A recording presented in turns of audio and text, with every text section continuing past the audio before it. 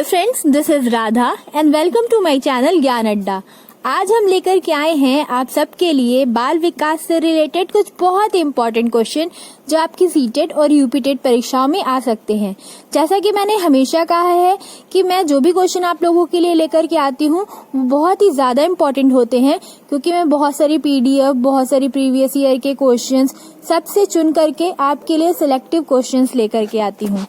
और हमेशा की तरह आज भी मैं आपके लिए चुनिंदा प्रश्न लेकर के आई हूँ जो पिछली सीटेट और यूपीटेट परीक्षाओं में पूछे जा चुके हैं। चलिए हमेशा की तरह ज्यादा टाइम वेस्ट ना करते हुए हम बढ़ते हैं अपनी प्रश्नों की तरफ।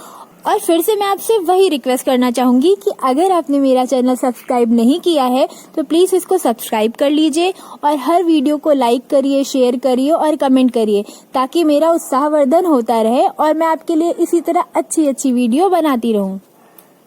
क्वेश्चन नंबर 1 है, रॉबर्ट गेने के अनुसार अधिगम का सबसे निम्नतम स्तर कौन सा है? रॉबर्ट गेने के अनुसार अधिगम का सबसे निम्नतम स्तर कौन सा है? अगर आपको याद होगा तो मैंने अपनी पिछली वीडियो में, जो कि बाल विकास की पार्ट नंबर 2 वीडियो थी, उसमें मैंने आपको बताया था कि रॉबर्ट गेने ने अधिगम के 8 सिद्धांत दिए हैं और 8 सिद्धांत के बारे में मैंने आपको बताया था। तो उन 8 सिद्धांतों में से सबसे निम्नतम स्तर का सिद्धांत कौन सा है? अगर आपको इसका आंसर पता है तो प्लीज जल्दी से कमेंट करिए। देखिए, मैंने पहले ही आपको बताया था कि एक क्वेश्चन से ही दूसरा क्वेश्चन बनता है और पिछली वीडियो में मैंने जो क्वेश्चंस आपको बताए थे उन्हीं प्रश्नों में से फिर से नए प्रश्न बन रहे हैं। तो क्वेश्चन नंबर 1 का आंसर क्या होगा? और इसका आंसर होगा संकेत अधिगम। क्वेश्चन नंबर 1 का आंसर है संकेत अधिगम। रॉबर्ट गेने के अधिगम के सिद्धांत के अनुसार सबसे निम्नतम स्तर का कौन सा सिद्धांत है? और इसका आंसर है संकेत अधिगम। चलिए बढ़ते हैं अपने दूसरे प्रश्न की ओर, जो कि है क्वेश्चन नंबर 2 और यह है, रॉबर्ट गेने के श्रेणीक्रम सिद्धांत के अनुसार अधिगम का सबसे उच्चतम स्तर कौन सा है? अभी हमने पूछा था कि सबसे निम्नतम स्तर कौन सा है। अब देखिए वही क्वेश्चन है लेकिन थोड़ा सा चेंज हो गया है कि सबसे उच्चतम स्तर कौन सा है। 8 सिद्धांत थे, उसमें से सबसे निम्नतम स्तर का सिद्धांत पूछा गया। अब पूछा जा रहा है सबसे उच्चतम स्तर का सिद्धांत, और यह होगा समस्या समाधान अधिगम। समस्या समाधान अधिगम सबसे उच्चतम स्तर का सिद्धांत है। नाउ क्वेश्चन नंबर 3, शास्त्रीय अनुबंध का सिद्धांत किसने दिया? शास्त्रीय अनुबंध का सिद्धांत किसने दिया? और इसका आंसर क्या होगा? शास्त्रीय अनुबंध का सिद्धांत दिया था पावलोव ने। किसने दिया था? पावलोव ने। बाल विकास हम लोग पढ़ते हैं और पावलोव का नाम तो बहुत ही ज्यादा इम्पोर्टेंट और जग विख्यात है और इन्होंने शास्त्रीय अनुबंध का सिद्धांत दिया था। क्वेश्चन नंबर 4 है, पावलोव किस संप्रदाय के समर्थक थे? मैंने इस वीडियो में और इसकी पिछली वीडियो में भी बहुत सारे वैज्ञानिकों के बारे में बताया है कि वह किस संप्रदाय के समर्थक थे, और इसी श्रृंखला में हम लोग पूछ रहे हैं कि पावलोव किस संप्रदाय के समर्थक थे। इस तरह के भी क्वेश्चंस आते हैं। तो ये क्वेश्चन नंबर 4 क्या है? पावलोव किस संप्रदाय के समर्थक थे?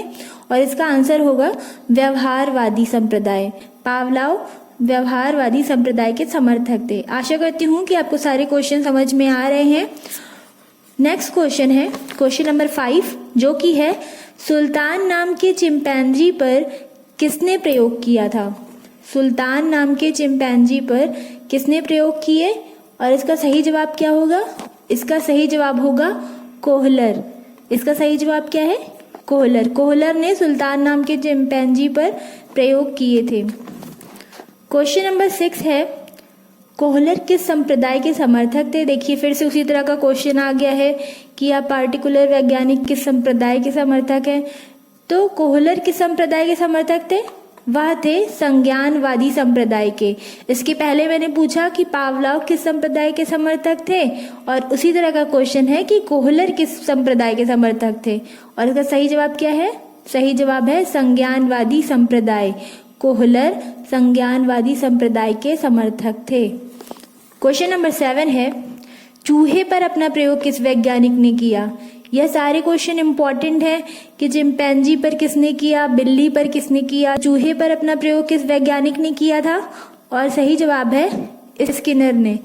स्किनर ने चूहे पर अपने प्रयोग किए थे। क्वेश्चन नंबर 21 है, स्किनर किस संप्रदाय के समर्थक थे? स्किनर किस संप्रदाय के समर्थक थे? और इसका सही जवाब होगा व्यवहारवादी संप्रदाय। व्यवहारवादी संप्रदाय के समर्थक थे। नेक्स्ट क्वेश्चन, क्वेश्चन नंबर 9 है। इस तरह के ही क्वेश्चन सीटेट में पूछे जाते हैं। क्वेश्चन नंबर 9 है, नए रचनात्मक कार्यों को सीखने पर कौन सा सिद्धांत बल देता है? जब हम नए नए रचनात्मक कार्य सीखते हैं तो उस पर कौन सा ऐसा सिद्धांत है जो बल देता है?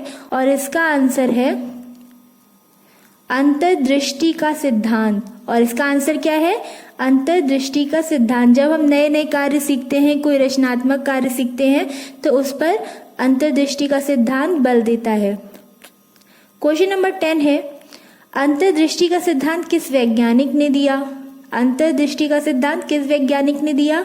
तो यह दिया था कोहलर ने।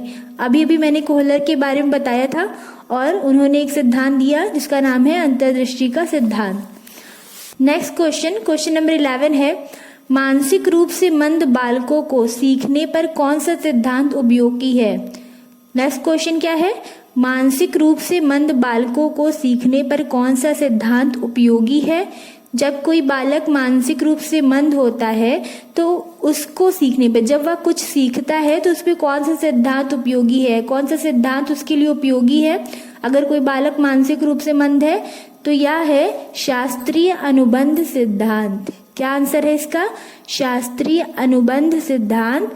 मानसिक रूप से मंद बालकों को सीखने पर शास्त्रीय अनुबंध सिद्धांत उपयोगी है।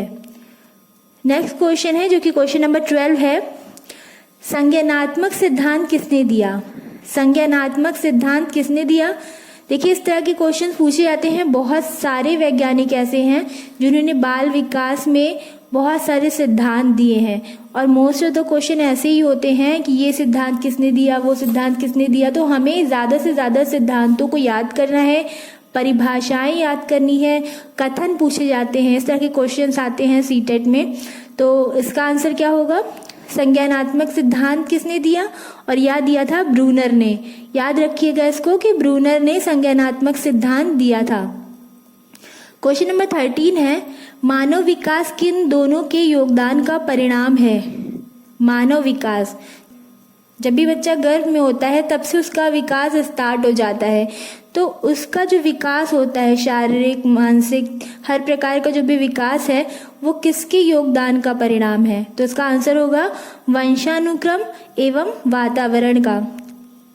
मनुष्य के शरीर में जो भी विकास होता है, आधा विकास तो उसका वंशानुक्रम होता है। जो भी जीन्स वो अपने माता पिता से पाता है, अपने वंश से पाता है, उनसे उसका विकास होता है। और जो भी शारीरिक के अलावा मानसिक विकास जो है, सामाजिक विकास है, हर तरह का विकास है, उसका आधा परसेंटेज उसके समाज से आता है, वातावरण से आता है। वातावरण से बच्चा जो भी सीखता है उससे उसके शरीर में विकास होता है। तो मानव विकास किन दोनों के योगदान का परिणाम है? तो इसका सही जवाब होगा वंशानुक्रम एवं वातावरण का। जो भी क्वेश्चन मैं आपको बता रही हूँ, सारे के सारे क्वेश्चन बहुत इंपॉर्टेंट है। हमेशा मैंने कहा है कि ये सारे क्वेश्चंस बहुत इंपॉर्टेंट हैं और सीटेट की परीक्षाओं में पूछे जा चुके हैं। इसीलिए मैं इस तरह के क्वेश्चंस आप लोगों के लिए लेकर के आती हूँ और हमेशा मेरा यही कोशिश रहता है कि मैं उस तरह के ही प्रश्न लेकर के आऊँ जो हमेशा पूछे जा चुके हैं और जिस तरह के पैटर्न पे हमेशा क्वेश्चन पूछे जाते हैं। तो इसलिए मैं आपका समय वेस्ट ना करते हुए बढ़ती हूँ अपने नेक्स्ट क्वेश्चन की तरफ, जो कि है क्वेश्चन नंबर 14 और यह है, प्राथमिक विद्यालयों के बालकों के लिए किसे बेहतर मानते हैं? अगर कोई बालक प्राथमिक विद्यालय में है तो उसके लिए किसे बेहतर मानते हैं?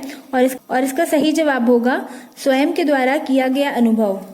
बालक जब छोटा होता है, प्राथमिक विद्यालय में होता है, तो सबसे पहले वह स्वयं के द्वारा जो भी अनुभव करता है, उसी अनुभव के द्वारा वह सीखता है, नई नई चीजें सीखता है। तो सबसे पहले सबसे बेहतर तरीका क्या है, सबसे बेहतर चीज क्या है प्राथमिक विद्यालय के बालक के लिए? स्वयं के द्वारा किया गया अनुभव। क्वेश्चन नंबर 15 है, जिस प्रक्रिया में व्यक्ति दूसरों के व्यवहार से सीखता है, ना कि प्रत्यक्ष अनुभव से, को कहा जाता है? अगर हम वातावरण में रहते हैं, समाज में रहते हैं, तो हमेशा हम कुछ ना कुछ चीजें सीखते रहते हैं। और कुछ चीजें हम अपने अनुभव से सीखते हैं और कुछ चीजें हम दूसरों को देखकर सीखते हैं। अगर हम किसी के साथ रहते हैं, चाहे वो अपने माता पिता हो, भाई बहन हो, दोस्त हो, हमेशा हम दूसरों को देखकर कुछ ना कुछ सीखते ही रहते हैं। तो अगर हम दूसरों को देखकर कुछ चीज सीख रहे हैं तो इसका मतलब वो किस तरीके का, उसे क्या कहेंगे, उस किस तरीके का वह अनुभव है, किस तरीके की वह शिक्षा है, किस तरह का वह व्यवहार है। तो इसका आंसर होगा सामाजिक अधिगम। इस तरह के अधिगम को हम क्या कहेंगे? अगर हम किसी और को देखकर कुछ सीख रहे हैं और इसको आत्मसात कर रहे हैं तो यह है सामाजिक अधिगम। 15 क्वेश्चन हम लोगों ने डिस्कस कर लिए हैं और बहुत ही ज्यादा इंपॉर्टेंट है सारे के सारे क्वेश्चन। आप इसको लिखते चलिए और याद करते चलिए, क्योंकि इसी तरह के प्रश्न आपके सीटेट की परीक्षाओं में पूछे जाएंगे। अगर आप वीडियो ध्यान से देख रहे हैं तो 2 सेकंड लगेगा आपको लाइक करने में, उसको लाइक कर लीजिए। तो चलिए बढ़ते हैं अपने क्वेश्चन नंबर 16 की तरफ, जो कि है बच्चों का मूल्यांकन होना चाहिए। अगर आप टीचर हैं तो जाहिर सी बात है कि आप बच्चों का मूल्यांकन करेंगे। तो बच्चों का मूल्यांकन आप किस प्रकार से करेंगे, बच्चों का मूल्यांकन कैसा होना चाहिए, यह बात तो आपको पता ही होनी चाहिए। तो इसका सही आंसर होगा सतत एवं व्यापक परीक्षा द्वारा। सतत एवं व्यापक परीक्षा द्वारा कॉन्टिन्यूअस मूल्यांकन होना चाहिए इसका। तो हम किस तरीके का मूल्यांकन करेंगे, बच्चों का मूल्यांकन कैसा होना चाहिए? या होना चाहिए सतत एवं व्यापक परीक्षा द्वारा। नेक्स्ट क्वेश्चन है क्वेश्चन नंबर 17। जब बच्चे की दादी उसे उसकी माँ की गोद से लेती है तो बच्चा रोने लगता है। बच्चे के रोने का कारण है, जब बच्चा छोटा होता है अगर उसकी दादी उसकी माँ की गोद से ले लेती है तो बच्चा तुरंत बहुत तेजी से रोने लगता है। तो इसका कारण क्या है? और इसका कारण है संवेगात्मक दुश्चिंता। इसका कारण क्या है? संवेगात्मक दुश्चिंता या इमोशनल एंजाइटी। क्या बोलेंगे इसको? संवेगात्मक दुश्चिंता या इमोशनल एंजाइटी। नेक्स्ट क्वेश्चन है क्वेश्चन नंबर 18। नर्सरी कक्षा से शुरुआत करने के लिए कौन सी विषय वस्तु सबसे अच्छी है? जब पहली बार बच्चा स्कूल जाता है तो उसका एडमिशन ज़्यादातर नर्सरी कक्षा में करवाया जाता है। तो अगर नर्सरी कक्षा में किसी बच्चे का एडमिशन करवाया गया है तो उसको सबसे पहले शुरुआती शिक्षा देने के लिए कौन सी विषय वस्तु सबसे अच्छी होगी? पहली बार बच्चा स्कूल जा रहा है तो उसको नई चीज़ें अगर हमें सिखाना है तो हम उसे सबसे पहले किस चीज़ से इंट्रोड्यूस कराएंगे? क्या चीज़ ऐसा लेंगे, क्या सब्जेक्ट ऐसा लेंगे, क्या विषय, क्या टॉपिक ऐसा लेंगे कि बच्चा उसको से रिलेट कर सके? और इसका सही आंसर होगा मेरा परिवार। अब बच्चा परिवार से निकल कर पहली बार स्कूल जा रहा है तो पहला विषय या पहला टॉपिक हम लेंगे मेरा परिवार, क्योंकि परिवार के बारे में तो बच्चा जानता ही है। और अगर हम उसको सिखाने के लिए उसके परिवार से स्टार्ट करेंगे तो इससे अच्छा विषय कुछ और नहीं हो सकता है। क्वेश्चन नंबर 19 है संवेग व्यक्ति की उत्तेजित दशा है, यह कथन है। संवेग व्यक्ति की उत्तेजित दशा है, यह कथन किसका है? मैंने आपको पहले ही बताया है ये कथन भी पूछे जाते हैं, तो यह कथन याद रखिए। संवेग व्यक्ति की उत्तेजित दशा है, यह कथन दिया था वुडवर्थ ने। किसने दिया था? वुडवर्थ ने। अब है क्वेश्चन नंबर 20, जो कि लास्ट क्वेश्चन है इस वीडियो का। और हमेशा की तरह मैं फिर से वही बोल रही हूँ कि अगर आपको मेरी वीडियो अच्छी लग रही हो तो प्लीज़ प्लीज़ प्लीज़ प्लीज़ इसको लाइक करिए, शेयर करिए, सब्सक्राइब करिए। अगर आपके दोस्तों ने इसको सब्सक्राइब नहीं किया है, मेरे चैनल को सब्सक्राइब नहीं किया है, तो उनसे भी बोलिए ताकि मेरी वीडियो ज़्यादा से ज़्यादा लोगों तक पहुँच सके और ज़्यादा से ज़्यादा लोगों को इससे लाभ मिल सके। चलिए बढ़ते हैं क्वेश्चन नंबर 20 की तरफ, जो कि है बालिकाओं की लंबाई किस अवस्था में बालकों से अधिक होती है? जनरली क्या होता है, बालकों की लंबाई बालिकाओं से अधिक होती है, लेकिन एक अवस्था जीवन में ऐसी आती है जब बालिकाओं की लंबाई बालकों से अधिक होती है। तो वो कौन सी अवस्था होती है? मुझे पता है कि ज़्यादातर लोगों को इसका आंसर पता है और इसका आंसर होगा बाल्यावस्था में, क्योंकि जब बालक बालिकाएं बाल्यावस्था में होते हैं तो बालिकाओं की ग्रोथ बालक से ज़्यादा होती है और जल्दी होती है। इसी वजह से बालिकाओं की लंबाई बाल्यावस्था में बालकों से अधिक होती है। तो ये थे 20 बहुत ही महत्वपूर्ण प्रश्न जो कि थे बाल विकास से रिलेटेड। अब मैं अपनी नेक्स्ट वीडियो में भी बाल विकास से रिलेटेड कुछ और प्रश्न लेकर के आऊँगी जो कि बहुत ही इंपॉर्टेंट होंगे आपकी सीटेट और यूपीटेट परीक्षाओं के लिए।